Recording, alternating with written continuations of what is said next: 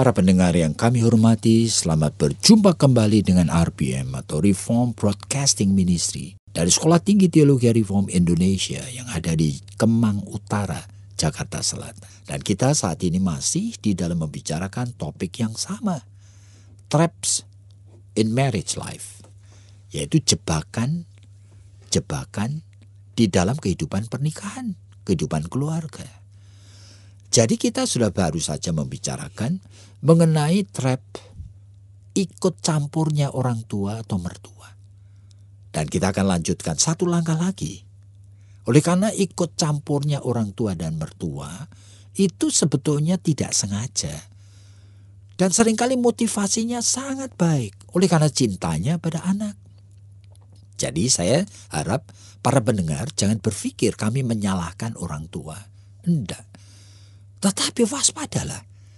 Sebetulnya meskipun motivasinya baik, meskipun tujuannya baik, meskipun lahir dari cinta kepada anaknya, tetapi bisa melanggar hukum Allah. Oleh karena Allah yang sudah menetapkan. Saya ulangi di dalam Kejadian pasal 2, itu dengan jelas sekali diingatkan.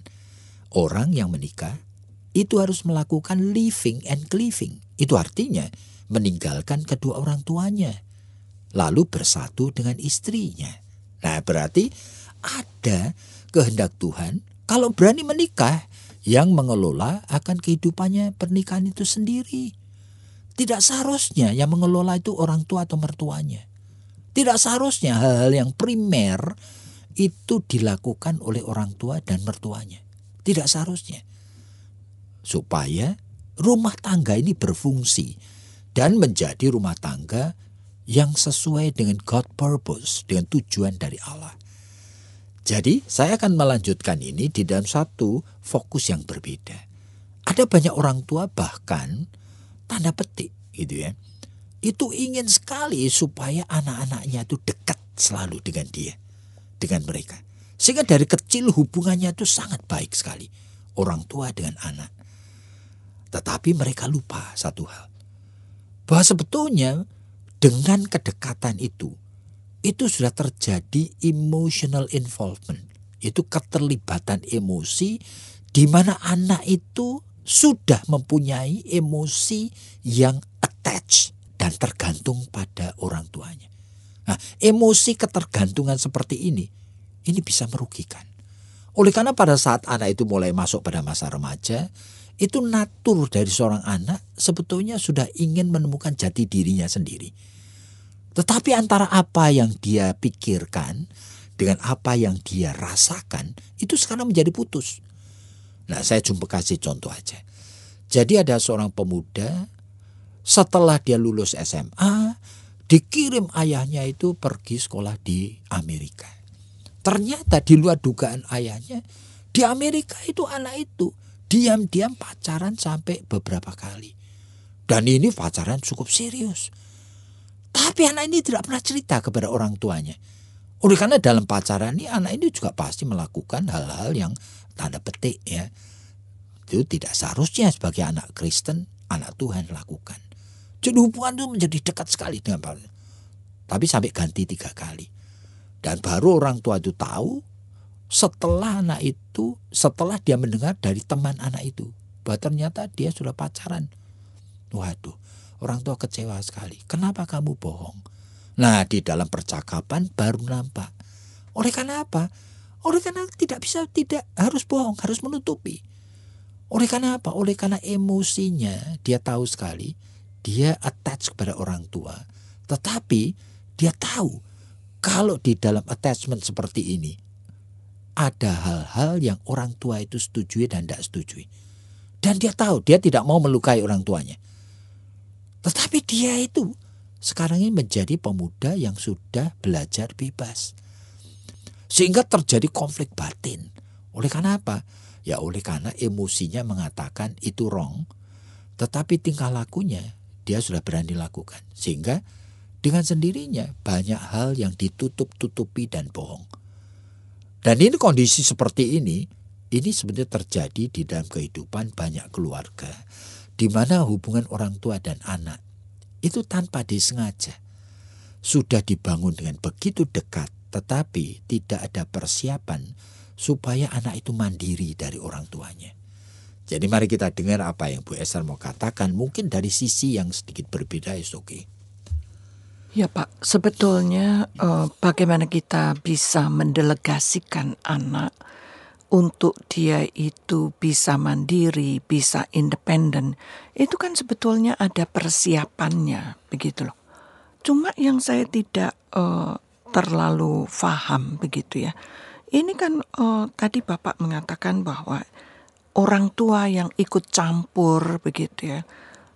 Kelihatannya motivasi dan tujuannya baik, rupanya tidak mempersiapkan anak untuk nantinya itu dia menjadi mandiri. Kira-kira begitu Pak? Iya, jadi ini pembentukan emosi dalam jiwa manusia itu melalui pengalaman. Jadi karena dekatnya pengalaman, di mana orang tua itu mendekatkan dirinya secara personal dan baik sekali. Itu emotionally speaking, secara emosi, hubungan anak dan orang tua itu sudah menjadi hubungan attachment yang khusus. Tapi Pak, anak itu kan seharusnya juga melalui masa-masa di mana bukan cuma attachment, walaupun itu penting begitu ya, untuk mereka itu menjadi permulaan daripada perasaan trust, permulaan daripada mereka itu lalu kemudian mempunyai kemandirian dan sebagainya. Tetapi kalau saya melihat begitu ya, kapan sebetulnya orang tua di dalam kedekatan ini itu lalu kemudian mengajarkan hal-hal yang prinsip begitu di dalam hidup. Kapan itu Pak? Nah sebetulnya itu antara yang diajar dengan yang dilakukan itu seharusnya itu konsisten. Jadi kalau orang tua mau mengajarkan prinsip supaya anak itu mulai mandiri, seharusnya di dalam emosi dia sudah mulai melepaskan diri pelan-pelan dari anaknya. Dia tidak lagi, tanda petik, ya kan, membuat attachment kedekatan dan emosi ini seperti dulu. Di mana anak sama orang tua segala sesuatu itu bersama-sama. Itu tuh keluarga ini kelihatan baik sekali. Tetapi keluarga yang seperti ini itu sebenarnya tanpa sengaja membuat anak-anaknya terus emosinya tergantung. Jadi dia hanya ingin menyenangkan orang tuanya. Oleh karena dia tahu orang tuanya cinta mereka. Dia terus hanya ingin memenuhi akan apa yang dikehendaki orang tuanya. Oleh karena dia tahu orang tuanya itu mengasihi dia. Nah itu emosi itu seperti itu, emosi ketergantungan. Nah seharusnya orang tua itu sadar gitu loh, bahwa emosi seperti ini itu kalau sudah terbentuk itu bisa tanda petik menjadi trap. Oleh karena apa? Oleh karena anak itu nanti sampai besar sudah menikah pun dia apa-apa itu selalu ingin sekali sesuai dengan kemauan orang tuanya. Selalu ingin menyenangkan kedua orang tuanya.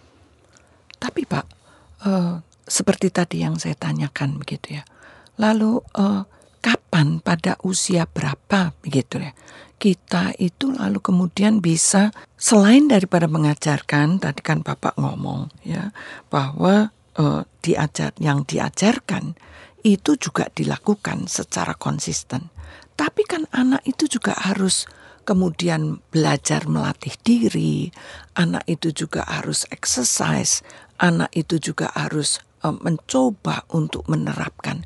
Seperti apa sih kalau nanti itu secara emosional itu mereka juga mandiri? Kan begitu kan Pak? Makanya kalau pertanyaan mulai sejak kapan? Justru mulai sejak dini. Kedekatan orang tua dan anak, cintanya orang tua dan anak, itu jangan tanda petik itu menghasilkan sesuatu dependensi dari anak secara emosi. Nah, sehingga orang tua itu harus ada memberikan kepada anak itu privacy itu sejak kecil.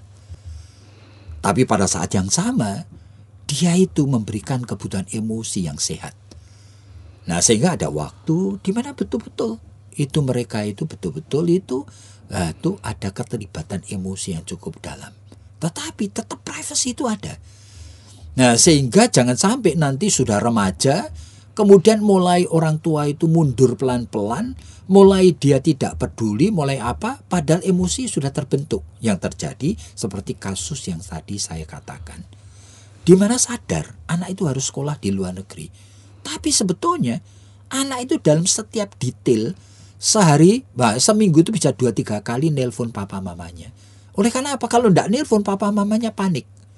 Anak itu juga merasa guilty kalau tidak nelpon papa mamanya, kalau tidak Skype dengan papa mamanya, kalau tidak lapor any detail. Tapi dia tahu, kenal sekali pada orang tuanya, sehingga pasti orang tuanya tidak setuju kalau dia pacaran. Nah, area itu dia sembunyikan, sehingga dia tidak. Kalau malam dia pergi dengan teman-temannya sampai clubbing, sampai minum minuman keras, tidak mungkin cerita itu karena dia tahu orang tuanya pasti tidak suka itu.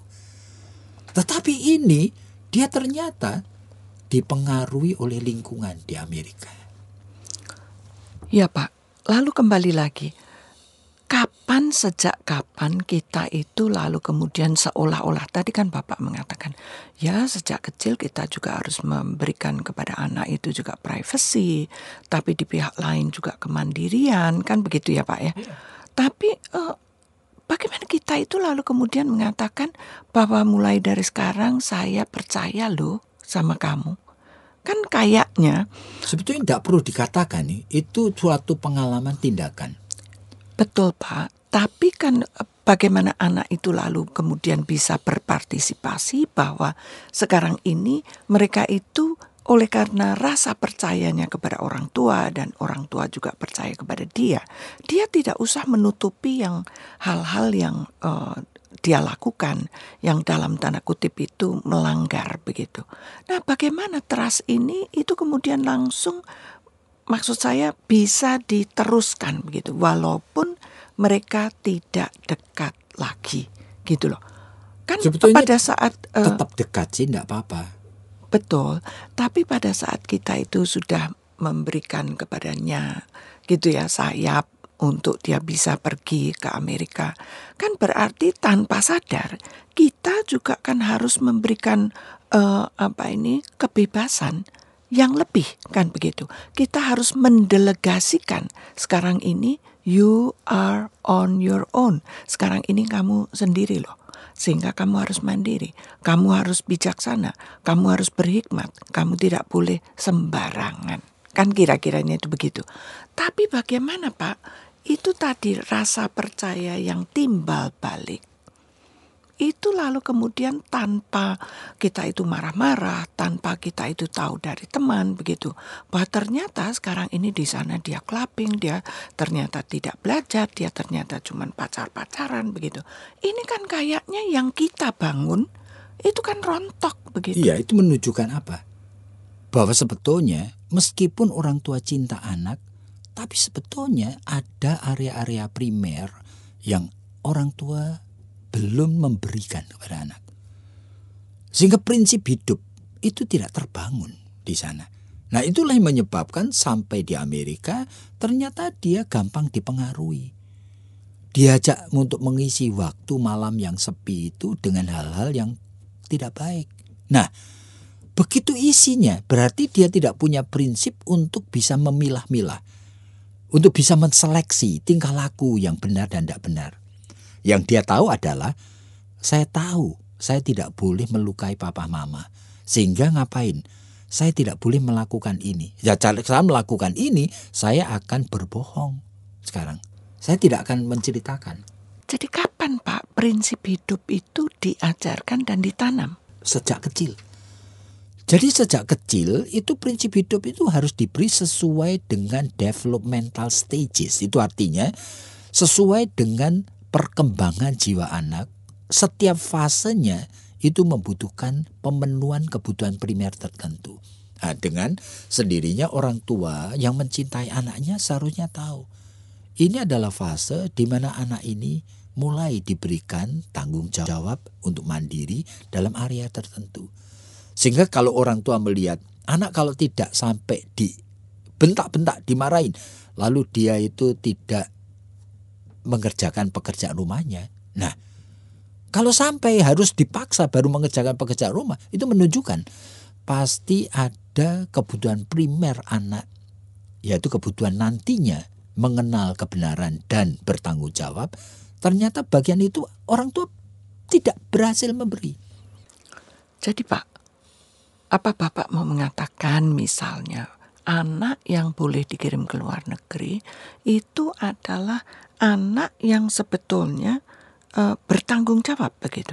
Anak yang sebetulnya mempunyai prinsip hidup. Tapi kalau enggak ataupun kalau belum, ya enggak boleh jauh-jauh begitu. Misalnya dikirim ya ke Singapura tapi itu aja. masalahnya gitu. Masalah bukan begitu. Itu nama phenomenological. Itu masalah gejala luar. Itu orang tua yang sudah mengalami kesalahan, tidak bisa memberikan kebutuhan primer yang cukup. Itu kalaupun dekat pun, itu anak juga banyak bohongnya. Dekat pun, masih serumah pun, anak itu hidup dalam dunia sendiri dan dia itu sebetulnya melakukan hal-hal di belakang pintu rumah ya, untuk hal-hal yang tidak baik. Oleh karena sebetulnya, apakah Bapak juga mau mengatakan kita itu sebetulnya menanam tapi tidak sampai menanam pohon, tapi tidak ada akarnya begitu Pak? Tidak cukup akarnya. Jadi itu yang menjadi masalah sehingga disebut sebagai trap tadi. Meskipun kedua orang tua itu cinta anak, meskipun motivasinya 100% demi kebaikan anak, tapi seringkali cintanya itu tuh hanya menghasilkan suatu emosi ketergantungan yang menyebabkan anak itu cuma takut kalau berbuat hal yang tidak disukai orang tuanya. Tetapi tidak dibarengi dengan pemberian prinsip hidup, kebutuhan primer setiap anak untuk nanti masuk di dalam dunia realita yang nyata ini. Jadi para pendengar yang kami hormati, setelah mendengarkan hal-hal ini, mungkin muncul pikiran di dalam pikiran Anda betapa kompleksnya hidup ini. Dan ini tidak bisa, sebetulnya secara natural setiap manusia itu bisa mengatasinya sendiri. Perlu sekali bantuan konselor dan sebagainya. Makanya jikalau Anda merasa terbeban dan ingin sekali dipakai Tuhan untuk menjadi berkat, silakan hubungin kami. Ada program masuk di dalam bidang S2 Counseling Professional yang kami adakan di STTRI di Jakarta ini, dengan kampus di Kemang di Jakarta Selatan. Dan silakan ikutin ujian masuk pada bulan Mei atau Juli. Nah, hubungin kami dengan nomor 799 0357. Kiranya Tuhan memberkati Anda.